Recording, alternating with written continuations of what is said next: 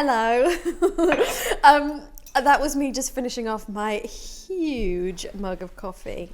So that's where we're at today. Oh, here's my microphone. I'm using my microphone. The sound, I don't know. Hello, welcome along to the Watch Along Suspicion Edition, episode 3. Here we are in the kitchen again. This, my new clock I'm going to be putting up because I've got a power tool now. So, you know, maybe next time you'll get to see that on the wall, I don't know. I am caffeinated to the max, so it's time to quickly dress a little bit more appropriately. Still figuring out if I'm looking the right direction. This, eagle-eyed viewers will be aware that this is actually not the dress I wore in episode 3 of Suspicion, but I wore it today for Claire, who's on the show, costume designer, because this was kind of Tara's OG outfit and dress, and I'm assuming she comes to life in future episodes, but I just had to wear it for Claire. Also from Zara, this dress. The other one was from Zara also. We'll talk about that perhaps in this episode. Thank you for being here. So welcome to episode 3 of the Watch Along Suspicion. Welcome to the Watch Along episode 3. Suspicion edition, episode 3. Oh my gosh, we'll get there in the end. Hey, here's the tagline for this episode. The suspects return home and attempt to patch their lives together. A surprising connection is revealed. Right. Oh my gosh, we just have the most amazing people. Sorry, we'll not sing. We have the most incredible people on today, as we do every week, but just so wonderful today. So we've got Lucy Cain, who did the hair and makeup on Suspicion. She's also worked as the head of department of hair and makeup on Killing Eve, on Criminal, which is where she first worked with Kunal, also on the show Us with a little amazing actor that some of you may know called Ian DeCastica was on that show. So I had such a lovely connection with Lucy already because I knew that she'd worked with Ian and Ian absolutely loved her, and so it just felt like it was all magical and meant to be. We also have Claire Finlay-Thompson, who was the costume designer on Suspicion. She has also done Industry, Time Wasters, The League of Gentlemen, hello, and it's just absolutely incredible. I wanted to have Claire and Lucy on for just so many reasons. I mean, the first being they're both absolutely brilliant and magical, and I just love them both so much. They're leaders in their field, and you know, the relationship between an actor and hair and makeup and the costume department is a really special one, and sometimes you can feel kind of vulnerable when you're going into those fittings and those initial kind of test meetings and things, and you form this really lovely bond when everything is perfect and works, and it did in this show. They just have such a huge part in my heart. Yeah, that makes sense. And I was just so grateful to them for coming on today and sharing their wisdom and their journey to the show perhaps, and kind of their approach, and we've got so many amazing questions, so thank you so much for those. We'll try and get to some of those at the end. This episode was directed by Stefan Schwartz and written by Terry Cafola and is brilliant. So without further ado, welcome to the Watch Along Suspicion Edition, episode 3. See you in the Zoom.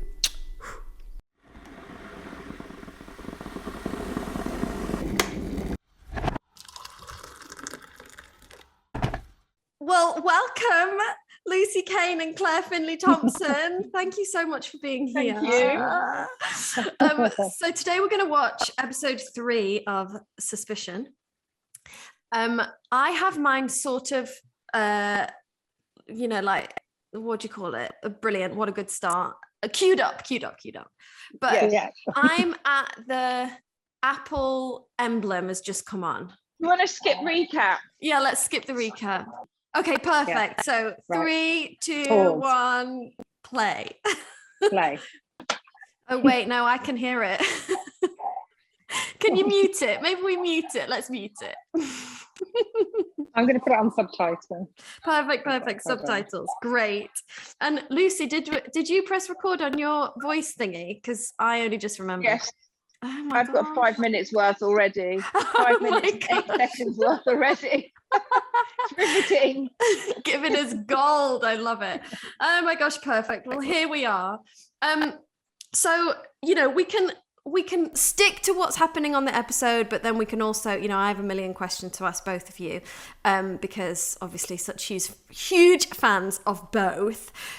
So if anything's happening on the episode that you want to jump out the conversation and point out, then please do, because, that's why we're here.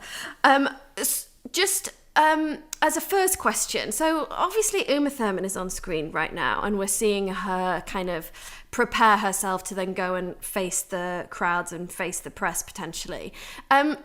Looking at her, she is clearly just stunning and beautiful just naturally, and I have seen her in real life, so I know. But something I love about the show is how real people look, and kind of when they're meant to look natural, they do look natural rather than looking natural but with false eyelashes on or something. Can you just talk a little bit about how was that a conscious decision, and how do you, is that a tricky balance between making people look real but then also it being an Apple TV Plus TV show? For me, it wasn't. It was. I think maybe that's where the UK American thing comes together, because I think maybe naturally in the UK we do a lot of those gritty dramas that really are very raw, so people are quite open sometimes to being very stripped back if it helps to tell the story, and I think we're used to that here. So I'm sure maybe I think you have to see it all together to appreciate, maybe because we're set in the UK as well for the bulk of it. I think it probably worked quite well. But I think it would always be my natural instinct to go that way anyway. Yes, even with Uma's character, I think it was always Claire and I's intention. Wouldn't you say, Claire, that she would be this powerful person? But I don't think powerful necessarily means you have to really have a really short haircut and you have to be really heavily made up. I think maybe it's more, I felt her character was more disarming if she had a more genteel look, because she's a very striking woman, but I don't think she needed to look hard to be strong. I think that I felt that it was more disarming that she looked gentler and more beautiful, and she had that very long hair. But I think people were always really receptive to being, if they had to be stripped back, being stripped back. Yeah, I loved it. I mean, it felt much more, I've done different types of shows, I guess, but I loved I couldn't really feel my makeup on my face, it was all felt very gentle, and we obviously knew that everybody, you guys were watching the monitors as we were on screen, so if something did need adding, then there's that trust there of going, oh well, nobody's going to make me look bad, but equally you want to look real. You still need to look attractive. It's part and parcel, isn't it, of that, But I think sometimes you can get that effect. Yeah, of course. And also you can get a really good effect without piling makeup on. It's like getting the best results with the least amount of product. But I do remember, for instance, you saying to me, Elizabeth, oh, our makeup call's really, we had to sort of pad our makeup call out with a bit of chat sometimes, a lot of the time, because it wasn't a lot. It wasn't always about that huge amount of products. Yeah. Well, and that takes so much confidence, I think, as well, because I don't know, there's a feeling that I think I would have if I was in hair and makeup of oh my gosh, I want to really make it about the makeup, or I want to make it about the hair rather than the collective, just kind of look of the character. Claire, how did you approach Catherine Newman, Uma's character? Well, obviously we're dressing someone who was a model, and she'd look amazing in a bag, plastic bag. But I wanted her to just look, because obviously she's very tall and gorgeous, but I wanted her to look powerful without doing that full power suit, in red, purple, blue, so we did that we did the sort of stripped back colours, and we cut everything, we made all of her stuff and we made it to fit her, just a shape that really suits her. So we did that. So we did the same cut in the trousers in different fabrics and the same cut in the blouse in different blouses. And then obviously we added some like luxurious kind of cashmere, because obviously she's like a really rich person, so she could afford anything. Yeah. And yeah, we just did like use luxurious fabrics, which was quite nice and made it quite tactile again to make her more disarming and soft and that kind of not a kind of bitch basically, because it'd be too easy to make her vampy and bitch.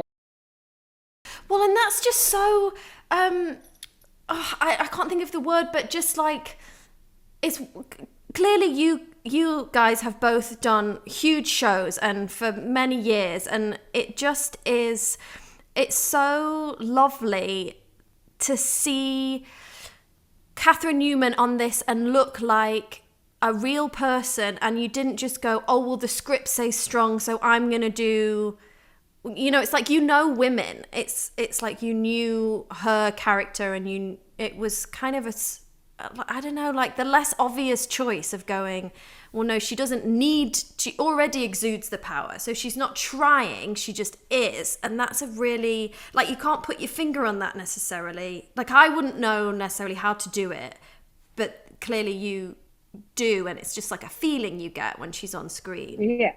Well, so she's a naturally powerful person, and she's got an amazing presence anyway, just in everyday life. Yeah. And also, you know, Uma had I'm sure the same with you, Claire, when I first met her over Zoom, you know, it's not just, it's a collaborative approach. You know, you sort of tentatively go in with me and her, wasn't it? Yeah, and you think you get a vibe of where she's coming from, and you realise like pretty soon off as you meet that we're kind of actually we've got the same approach. Yeah. That's so wonderful, isn't it? And then that's a really vulnerable place as well as an actor sometimes to be building a character together, and you kind of just take trust falls with hair and makeup and costume, and you just all find it together, don't you? Well, and also we hadn't met. You know, like I didn't meet, you know, we all met on Zoom. Yeah. Yeah. So yeah, I did my first fitting with her via Zoom. Yeah, that's another thing. We mixed colours for the wig over Zoom. I had to send like 24 samples of hair. And we were doing that. So it, you know, now you're like, it's like, oh, okay, you can do that. But at the time, it was such a new thing. I'd never done that before. Oh my gosh! And, yeah, the first time. They arrive at. You're just hoping you're gonna like it. Yeah, the wig's gonna fit. You know, one of those things. You're a bit like, oh. Yeah, you just got to go for it. Yeah.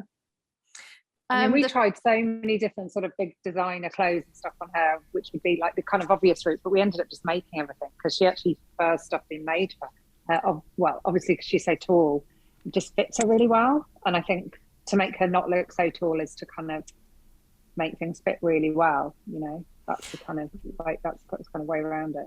Yeah, and how wonderful to be able to have all those resources and just go, okay, well, you know, because there must be some. So on the other end of that spectrum is the suspects, and now we've got Adesh and his family on screen, and we just saw Natalie and Monique on screen. So you've got the kind of one end of the spectrum is Catherine Newman and that kind of world in New York, and then we have the suspects in England. When you're saying, you know, so all her stuff was kind of bespoke and cashmere and, you know, beautifully made and then how did you then approach, was that a very conscious decision to go, because I don't know if you've noticed, but for people watching this on YouTube, I do have this dress I wore especially for you, Claire, because I think I wore this for about 5 months straight. Still have her. But this is from Zara, and so obviously that's very different than bespoke. How did you approach that? Yeah, well, I mean, it's really important, I think, to not go shopping out of your kind of the remit that the people can afford, because I just think it's not really. I just don't think it's believable. So for your character, it is Zara's like your most bougie kind of bit. We'd do bits from ASOS, but, you know, Zara, obviously we were doing everything shopping online, bits sometimes one day we've got the shops open for us, but it's like, you know, it's kind of, we were doing it all in a pandemic, so it's shopping with places where people could actually afford, and look at what they're earning, and look at their you know, their capabilities of what they've got to spend on clothes and how much they care about it, rather than just, you know, putting Lux labels on everyone because it's, you know, because it's nice to do that, or you can afford to do that with your budget. But I think it's much better, more characterful to use used stuff, definitely, and older stuff. Yeah, and you can just tell on screen, it doesn't look like a, you know, filtered to Hollywoody version of it. Yeah. Can you talk about how you created these different worlds in terms of like, what were you thinking at Oxford because we were actually in Oxford, but yeah, it was so nice though. So I used a lot of those kind of Cotswolds colours and sort of you know, earthy tones, and that to kind of represent, you know, you kind of like the Oxford places, and then like London, it was a bit more sort of like harder colours and a bit more cooler, I suppose. This is a bit more sort of traditional. Yeah, lots of layering, and I mean, and then for Lucy, when it comes to all the background artists and seeing the students in that hall that we just saw, how do days like that work? Because we're on location and there's so many people. I mean, also we talk to the second AD, and they'll put forward potential people that might work for the role of background. And, you know, in the contemporary, you know, drama, sometimes you know, they'll send people in, and sometimes you'll look and you'll be like, no, but the majority of the time they might be getting background from the area that you're shooting in. They probably are students, right? You know, that type of thing. So you're just kind of looking for a variety that will maybe just say different, just give a, you know, you want diversity, you want to see maybe there's different backgrounds, and I think really you just want them to create an atmosphere around the main cast, but not to overshadow. Right. You know, it's just, you don't want people to stand out too much, but also you want them to give that feel, you want them to feel authentic. And then for scenes like that, do the costume department and hair and makeup work closely to then go, oh, this is what they're going to be wearing? You know, when it's that many people, do you know the costume before you're doing the hair and makeup, or is it just kind of? I mean, often we'll get them to send in pictures. It's been different with the pandemic. We'll get them to see pictures of what their stuff they've got, and then I always have like a huge selection of racks of stuff that are kind of good, you know, to put people in. And we usually change out stuff because sometimes they might wear 2 or 3 changes a day. But yeah, it's all got to kind of fit in the main sort of world of our Oxford stuff. So yeah, you know, we wanted our principals like Heather and all the people around them to all kind of work together. Yeah, so they're from the same place. Exactly. Yeah, but also trying to like you know, make it look authentic, being 47 and all the kids are supposed to be like 20, so you have to kind of like think, what would they wear, you know. But that's why I have young people helping them. Yes, well, exactly, and it's a team, isn't it? Like, obviously, you two are head of the departments, but then you have a team around you, and that makes a lot of sense. That then you would have a team that is diverse in lots of different ways, including age. That then you can go, is this cool? Like, am I on the right track? And also sometimes you know when it's all right that they like it. Yeah. And you know, you have, the thing is, you also have people that you trust. Like you have dailies that will come in and help with all the background, and if anyone's worried or they've got a problem, they'll just send you a pitch and just say, what do you think about this guy? You know, it would be that's the kind of questions that you get. And I'll be, go and ask Claire if we can have a hat. Yeah. Might be something I say. And then you got a quick hat and a star. Yeah. But that was what was so lovely too, is how well you both work together. I mean, you've known each other for years, but that's You know, there's no kind of substitute for that. And as an actor, to know that I can go into costume and talk freely about like what's happening in makeup, and just knowing that it's a real team of people behind the camera, but also in costume and hair and makeup, particularly as an actor, it's such a special bond. There's so much trust there. Talk a lot about things, Claire, wouldn't we? We would always discuss. We spend a lot of time about what colours are you using, and how you know what ideas have you got for this. And sometimes, you know, and I could quite freely, as Claire would say to me, I'd be like, oh, I hadn't seen it like that, and then she'll say, oh, da, da, da, and I'll be, oh, okay, yeah, that. Or I might say I was going to do this, and you can help to kind of influence one another in that way. Yeah, or just because we have worked together, we've sort of grown up in the industry together. I feel like we've done so many jobs together. We've got such a shorthand, and you know, we just chat all the time. I think it is really important. It's like you've got to be like a design team. You know, it's how it looks on the set, how the hair and makeup work and the costumes. It has to be together. And also, it's I think it's one of those things that we trust each other. So, for instance, like often, you know, with Claire, with costume designing, it's you know, you can't be on set all the time because you're always slightly more ahead, and I might be on set, and if I saw something I was thinking, oh, Claire might not be keen about that, I would feel like I could say to Claire, is this what you know, this is what's happening, and you would say either yes or no. But I think it's nice to be able to be honest like that. Yeah, totally. And every time I get go on. I was just saying, every time I get a job, I always ask who's going to be makeup, who's the production design. Like those are the questions I ask in the interview at the beginning, because it's like, you know, who are going to be your mates, and and your kind of design team mates, and you know, to get you through the job. Yeah, totally. And it's what I love about being on set. There's no substitute for that, of just of feeling like you are part of this team. And especially when we were filming this, it was during the pandemic, and so everything was a bit different for everybody. So I feel like we relied on each other more than ever. Well, we were the only people we got to see. I know. Like we could nothing. We were like in the dark lockdown. There was no shops open. There was nothing. We were our own friends.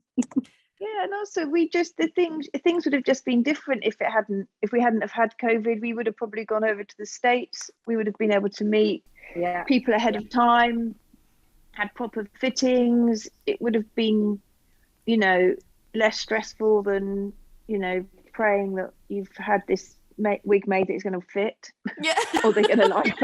Like, do you like it? Because we've got about 12 hours till we have to film on it. So. But I remember when you got the wig, and it was like, you were like, oh my god, I'm going to cry. It's so beautiful. It was beautiful. It's such a good wig. Whereas when you see it on the block, when you pick it up and you see it on the block, and you can see someone's face underneath it, you can imagine their face. When you're like, oh, okay. But I mean, just what I liked and what someone else liked might be different though. You know, well, yeah, totally. Yeah, here it is. It has to be this.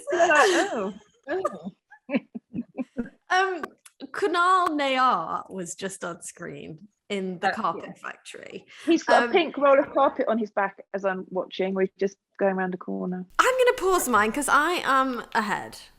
Okay, he's carrying a roll of carpet. Yeah, you see, I'm beyond the roll of carpet. Right, I'm going to pause mine. I'm on Elizabeth now. Oh. Right, he's putting it in a van. Where are you, Elizabeth? Yeah, I'm in the Oxford Square looking at my phone. You're walking across with Heather. Okay, perfect. So right, God, so we're Oxford was so stunning, wasn't it? It was my god, it was so stunning and so cold. It was very cold. But it was January, and you were in a very thin dress.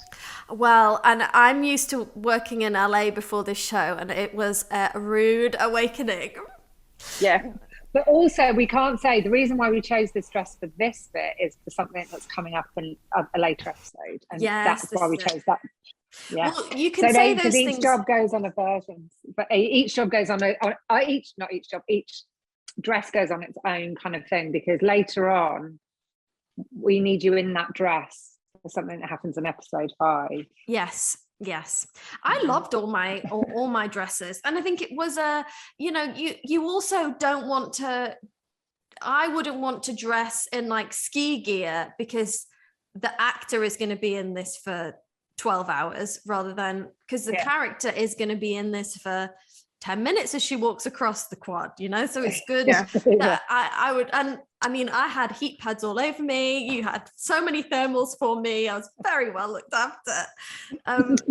But it was amazing to be at Oxford, wasn't it? And just like, our wardrobe room was the William Morris room. It was like, I've never had a posher William Morris room.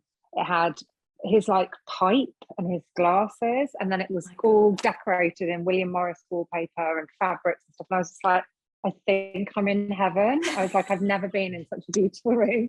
It's like, oh, it's so pretty and nice. And we were just like kind of there because the pandemic was on. We just could have anywhere. It was great. Amazing. I think we got told to stay in the room that day, didn't we? And watch the monitor from our iPads. And we were like, okay. Yeah, that's fine. That's fine. Really. See through the window. Yeah. Well, and it's such a great contrast to where Natalie is now in the scene. She's gone back to her office to, kind of do some sneaky, suspicious business. And, it's all very glass, lots of grey, lots of, in the city, yes. So then how do you start to look at a scene like this or a setting like this? Because we're not here for very long, so you kind of have to establish where she works. This is an important place. Maybe it was a bit oppressive. Where do you start designing something like this? I think for me, it's just it's very corporate. It's just, it's almost I would imagine how they're dressed in skirts. They it's quite conformist, and everyone just looks neat, tidy. I mean, obviously Natalie, we've had this in where she's come back from being in prison, and then she walks into the house in her wedding dress, and then the next time we see her, she's diving under a bed. But so we had to then just imagine what we'd done if we'd just taken the hair out. What would she have done? Because she's just obviously had a quick shower and got changed, and so she looks pretty. For this, she needs to look, tired, not really made up, just hair stripped back. And I'm imagining how she would have been looking for work, a much stripped back, quite a down version of herself. Yeah. Same that, because she's got her cozy cardigan on and she's just tucked her normal work coat over the top, which is quite smart, but underneath she's kind of not scruffy, but also again that costume has to go somewhere else, so it has to be practical and things that are coming up, so it has to work with all of the stuff that's upcoming in that costume. But she's got that kind of like vulnerable sort of cozy cardigan feel underneath, but then her normal coat just chucked over the top, which is kind of smartish. I quite like this scene with her as well. She looks kind of ruthless, doesn't she? Yeah, she does. You're like, who is this woman? She's got business on her mind. Yeah, she does. It's like, because you've only seen no. sort of.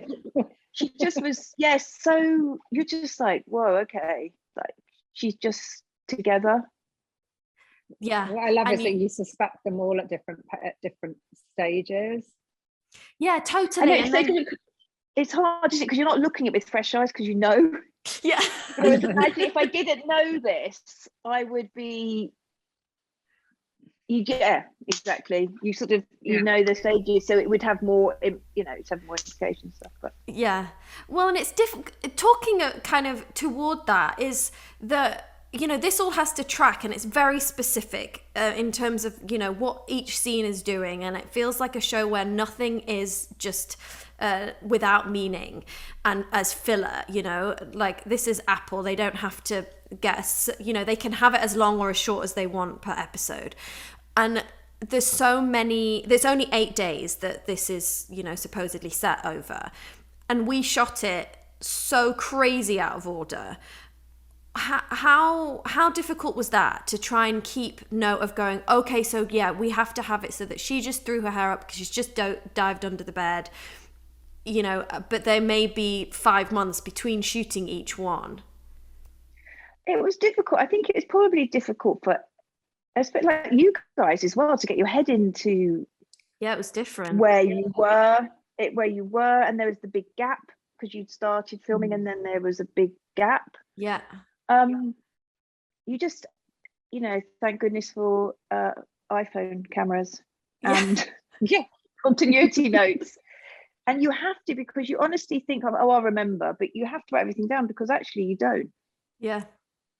Because there's so many, and also there's lots of little nuances that happen as you go along the way. And there, later on when things change, you have to sort of be in your head like, oh, is that, it could be like for stunts or something, they'll be doing a couple of stunts, and if someone's looking different, you just have to go, where are we at?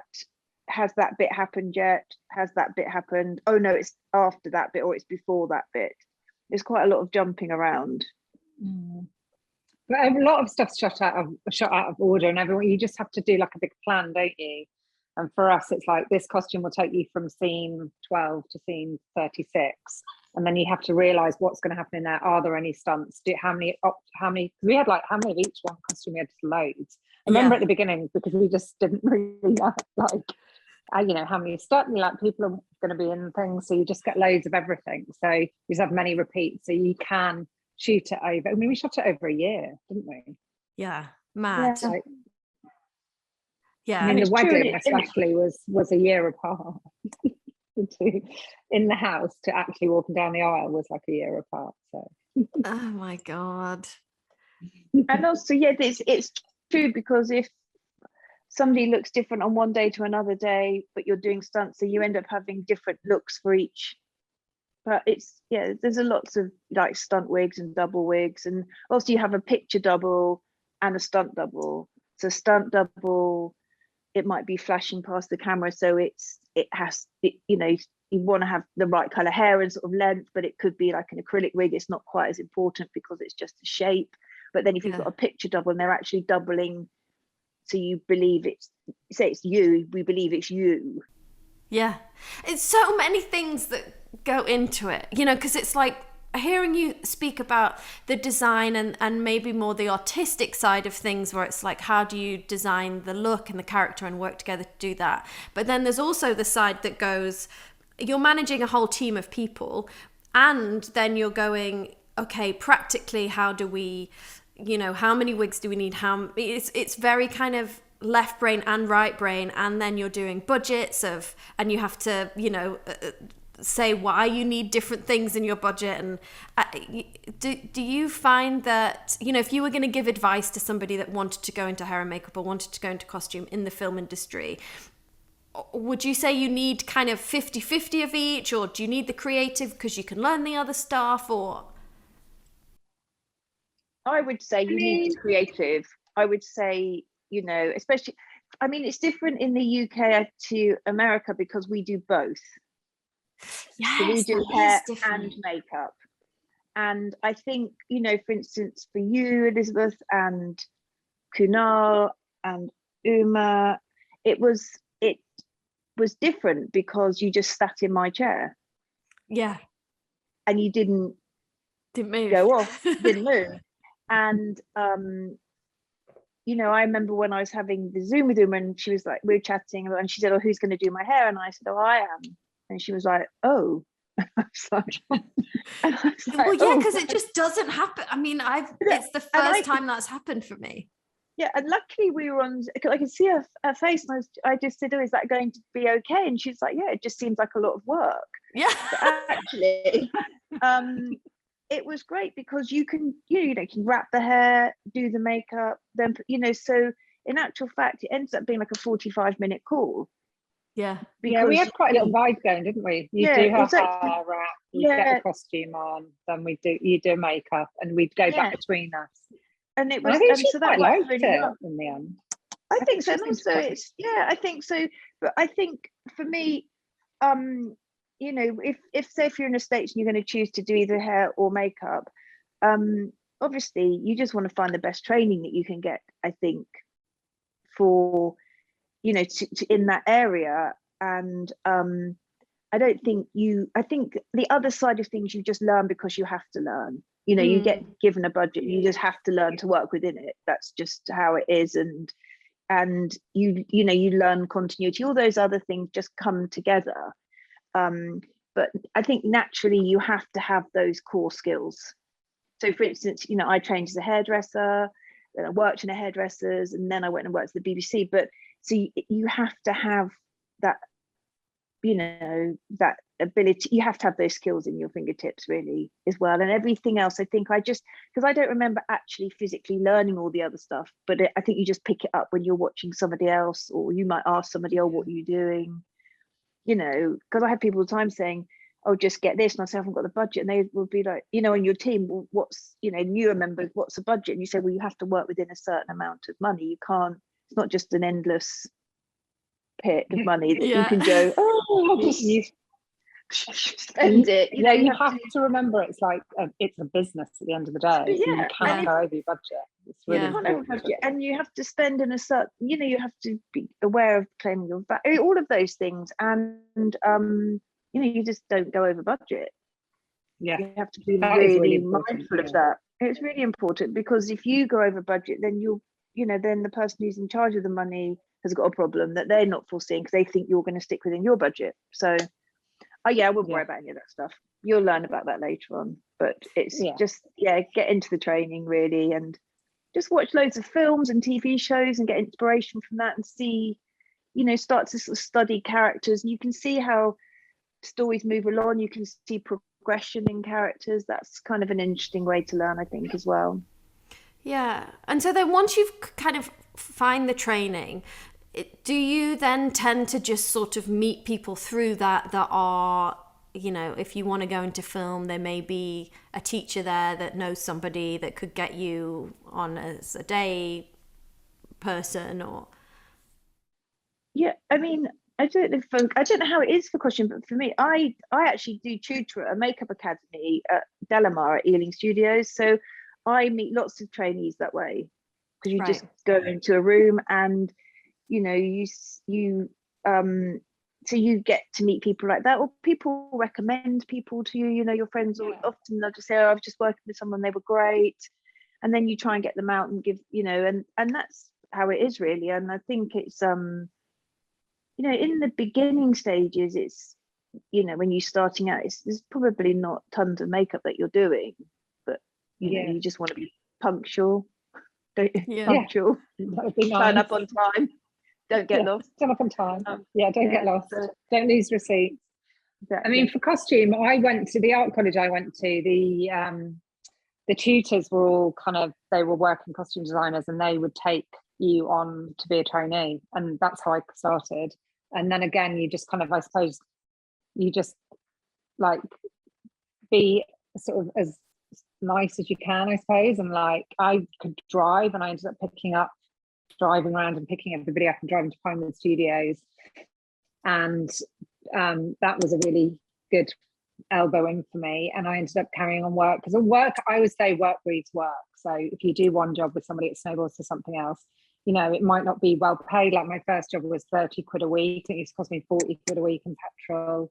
But, you know, from that, I carried on working. And I literally, you know, never driven in London before. I had a compass. There was no sat nav. I had a compass on the front of my dashboard. Oh my God, a compass! A compass, like a ball, compass ball. Oh, so I my knew gosh. roughly which way I was going. I was from up north. I'd never driven in London before. I was driving my mum's old Maestro. It was horrendous. And, you know, I had to pick up everybody in the department and drive to Pinewood Studios every day. Oh my God, I'd be sweating bullets. It was really scary. But it was, you know, I've never, so that was when I was still at art college. So I must have been like 20. And I've never stopped working since then. And I, you know, and because I can sew, that's always a good way in for costume. And so from that, I've done every single job in the department to designer.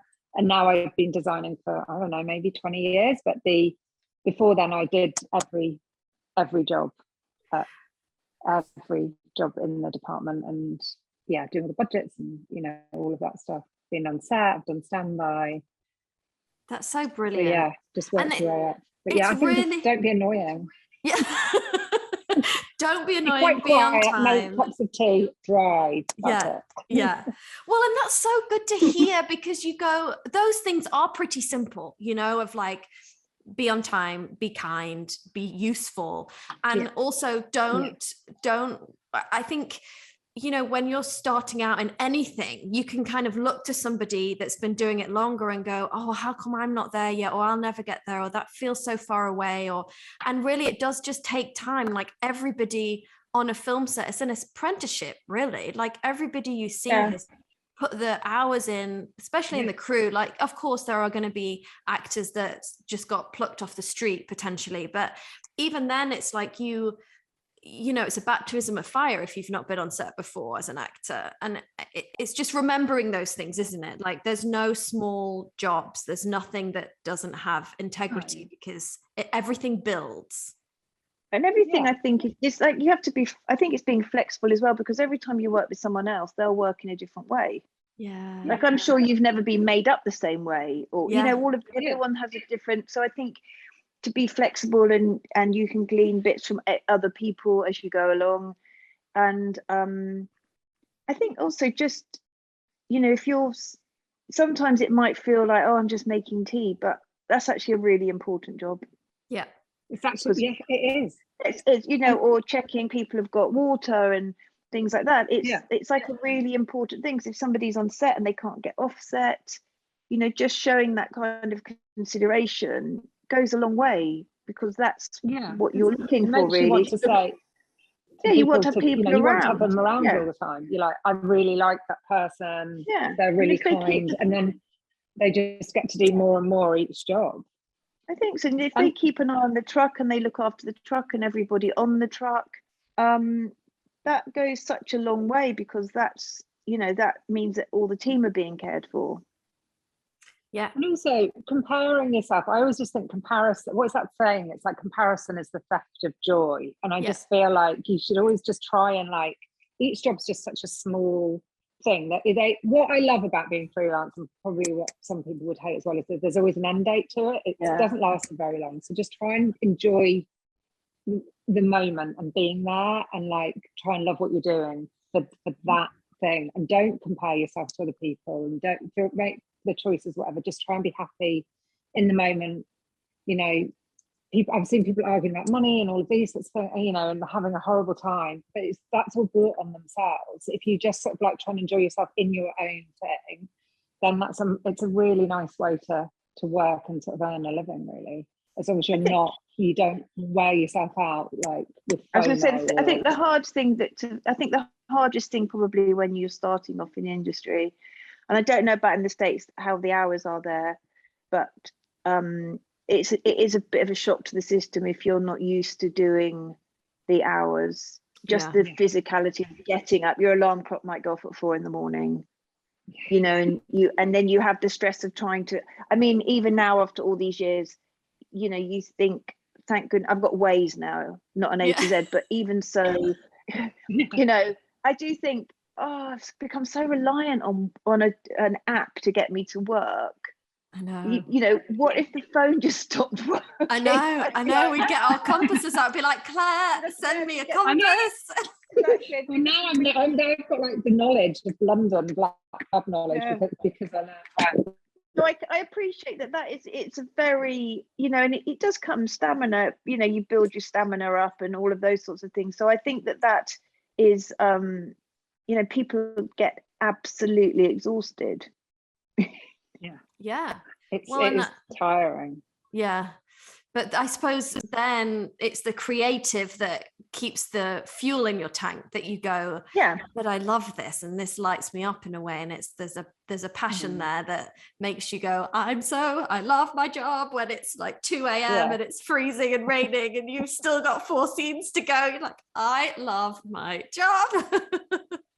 I know you do. I mean, and some days just fly. Some days, I mean, actually on Suspicion, I used to think, oh, how can it be, you know, how can it nearly be the end of the day? I've got so much to do. Amazing. I used to always feel like I could never go. And then sometimes you have a day at work and there's not so many changes, or it's a bit quieter, which is something that on those busy days you think, oh, if I just had 5 minutes.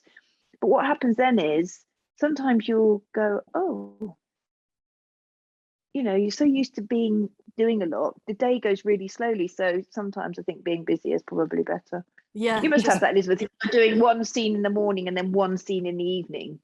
It's and you've got a downtime in the day. You're quite a proactive person, but I could imagine that people just want to snooze all the time. Oh, totally. Yeah. Just while they're on screen, well, actually now it's Natalie and Vanessa. But can we talk about, at least on mine, can we talk about like the NCA and the world of Noah Emmerich and Angel Colby and like Vanessa, like their whole relationship? Like, how did you differentiate this world? Because we've spoken about like the New York Catherine Newman, the suspects, but then how did you approach these two? Well, I mean, for me, because I came onto this job, so some of this had already been carved out. Gosh, yeah. So I actually think there was a little bit of a discrepancy about Noah, and that maybe his hair should have been longer, but that was all. Anyway, that sort of happened prior. I think with him, I think Chris's idea for him was he was kind of a bit rough and ready. Yeah. He just came in. He's probably got that kind of arrogance that he's like, oh God, these Brits. Yeah. And I think with Angel, who's just she's such a great person to have around. I mean, they both are, aren't they? What a dream team. Yeah, really lovely. Yeah, so lovely. But there was no vanity or airs with her. She just wanted to look like, I'm just here to work. Yeah. And so it was just, and we talked about it at the beginning. She just said, I would just do my hair like this. If it was me and I was this person, I would just want my hair back. I don't want to think about it. And sometimes you'll notice that her hair might just look a little bit, if she's been there all night, it starts to look a bit fluffier and a little bit. And she Cheryl was looking after her, and Cheryl was really good at plotting that storyline with her, and so she would just make it, she'd pull it out a bit more and make it look a bit more disheveled if she'd been there overnight. Those are the details that you love, because you watch I don't know whether people will notice. So you sort of might not notice it, but there is all those little things where, okay, she's, like Cheryl says, she stayed there overnight, so I think we should do this, and like, that's great. So but they are all these little things where, I guess it's the same with you, Claire, like people might become untucked or a bit disheveled, and it's not like a jump, it's just a little progression that happens to lead you on to another day. Yeah. And I think costume wise, it's sort of a kind of technical world, and it's very corporate, suits and that kind of thing. You imagine that they have lockers there, that they are going to stay there, that they keep shirts and that kind of thing there at work, so they can get changed, because they're obviously like in it for the long haul to kind of work through this. They don't go home. Once they're there, they're there. We had them there a few nights in a row, didn't we? Yeah, I think we were there. We were there for like 5 or 6. I think also from our point of view, it'd be just like no one really stands out there. They're just bodies, aren't they, in the background? It's that kind of everything's working together, so nothing is jarring. It's just So it was again, colours wise, it was all navies, greys, and that kind of thing. Yeah, quite sort of cool. You're going to see somebody come along a minute in a bright red jumper and pick up the stick. I don't remember that person. Move on. Oh, now, so we've got Tom Rhys-Harris has just popped on the screen. Yes, he has. Jumping around. Such an amazing I like forgot that he wasn't in every episode, and then when I watched this I was like, oh my gosh, there he is. Because he just arrived, isn't he? Yes. Oh my gosh, and then that's the end. Yes, well, Tom Rhys-Harris' character will become very important. Oh my gosh, that just flew by. Just quickly to add what you were saying, Lucy, is I don't think that people necessarily notice, like, and you, Claire, with like if something's a bit untucked or if there's a bit of fuzz in hair or if it's like a bit messy, but you just feel it. And I think that's for me when the passion and the artistic side of it, that you really care about that, what, you know, and Cheryl being like, I'm making a note, I want that little bit of like hair to not be perfect, but then also marrying that to, you then have to keep that up for what turned into a year of filming and make sure the continuity is right, and you know, you have to have, and then they'll do pickups, they'll do a pickup and you're just like, I know, and also hair grows, Lucy. I don't know how you do it. I can't bear it. That's why it's a good thing with a wig. Wigs don't grow. That's it.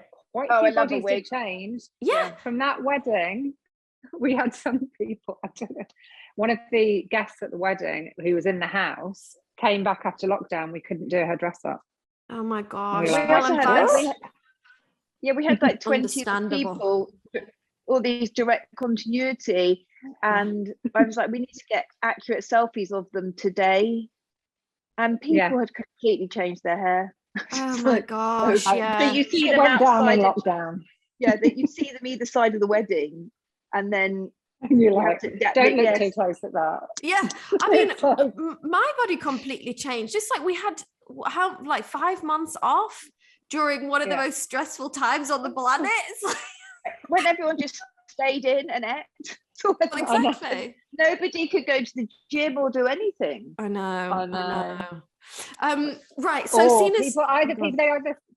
people either got fat or they lost lots of weight, which is what we had both of. It was one or the other. Yeah, nobody stayed the same. That would just be too boring. I asked on my Instagram just for a couple of questions, because this format used to be live, and so at this point people would kind of come in.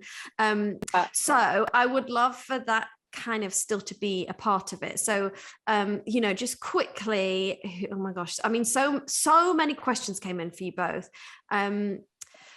I feel like we've sort of answered a couple of, here's one that we didn't. Taylor asks, how much do you work with the writers when making a look come together? I mean, personally, I always chat with the writers. Depends how involved the writers are. Sometimes you never see them, but someone like Rob, who was there all the time, we would talk to them, and also his team, about the whole timeline of the show is really, really important. I used to go to the timeline wall all the time to kind of get in my head where everything was going to go at the beginning. So I talked to the writers and directors and obviously the artists themselves as well, and then like hair and makeup. Yeah, because I think also Rob was an exec. I think as well, when writers are exec, they're much more involved. And also sometimes you are working on episodes and the last episodes haven't been written. Right. So that was another question we had. You have to speak ahead and say, you know, do you? And they'll be like, oh, we might do this in 8. And you're like, might or will, right? You know, because you know, I mean, I've shot scenes from scripts. I've had to shoot odd scenes from episodes that haven't been written before other episodes, and they say, oh yeah, by the way, they're probably going to have a fight at the end of that episode, to just put a bruise on them for this. And you go like, where? Like, what sort of fight? Well, that's really interesting, because another question we got was from Hannah saying, how much do you know about the full character arcs before developing their looks? So it varies, I guess, right? You have to have a beginning point and an end point. Try to. Yeah. And then you can plot your character arc, and you try and get from A to B, you know, make that a visual journey. Yeah. But gosh. Like you say, sometimes you don't know, like they're not written. Luckily this one we knew we had the 8 episodes. I mean, they weren't locked in, but we could have a version of them that we read at the beginning, which was really good. Yeah, but they were so lovely to read. It was like, oh my god, what's gonna happen next? I love it. So exciting. Oh my gosh, thank you so much. This was, I feel inspired, and I feel like there's so many amazing takeaways that obviously relate to hair and makeup and costume and the film industry in general, but I also just to kind of lie for, if you got a passion and you want to follow it, of things like, don't, you know, I'm just really going to take away of the, like, don't compare yourself, that everybody's kind of on their own path, and if all you do is turn up on time and you know, notice if people need things, make a cup of tea, then you're actually doing brilliantly. It's a really important, it's a really important part of the team, like everyone. And kind. also you'll find you can come into the industry and just be some people might go, I only want to do period work, or some people like contemporary, or there's so many different areas as well. You can do like light entertainment shows, and all of them, every like area of costume makeup, it's got its own really high levels of skills attached to all of them. It's just whether I like working with a script, so I like having a narrative and I like that character building as well as doing the makeup. But if your passion is just like fashion makeup or that really high glam makeup, then there's another area that you can excel in that way. And it's worth trying lots of different things, like try loads of different kinds of TV and film, or you might like theatre. I've had people who've come and worked, and then we've had to do loads of breaking down, which is when you distress all the costumes and they're like, oh my god, I want to be a breakdown artist, like I just love doing this. And that's what they've then gone to pursue afterwards, like they've textile courses or whatever, and they're like, I just want to be a breakdown artist because I want to learn more about this. But when you come on trainee, you just do everything, which I think is nice. You learn to know what kind of hats you want to wear. Yeah, totally. Well, thank you so much for taking the time. You're both very busy people, so I really appreciate that. And I miss you. I hope that we get to see each other soon. Thank you. Easy. Bye. Thank you. Brought the microphone with me. Thank you for watching. Thank you so much to Claire and Lucy. Aren't they just amazing? Imagine going to work every day and them being there and just taking such great care of you. Gosh, I just loved how we were just chatting away after. I just feel like there's so much in there that is relevant to life and also very industry specific. It's funny, the more specific you are, sometimes the more universal the advice becomes. Love that. I hope you got something from that. I hope there was little tidbits you'll take away that will perhaps make your journey and your day a little bit easier or smoother or more challenging, because we love a challenge as well. Thank you so much for watching along the watch along episode 3 Suspicion Edition, or Suspicion Edition episode 3. One day, probably by episode 8, I will get all this smooth. I feel like I'm on some kind of radio show trying to make the sound quality as good as possible. We'll see how I do. Anyway, thank you so much for being here. I hope that you loved that. Episode 4 up next.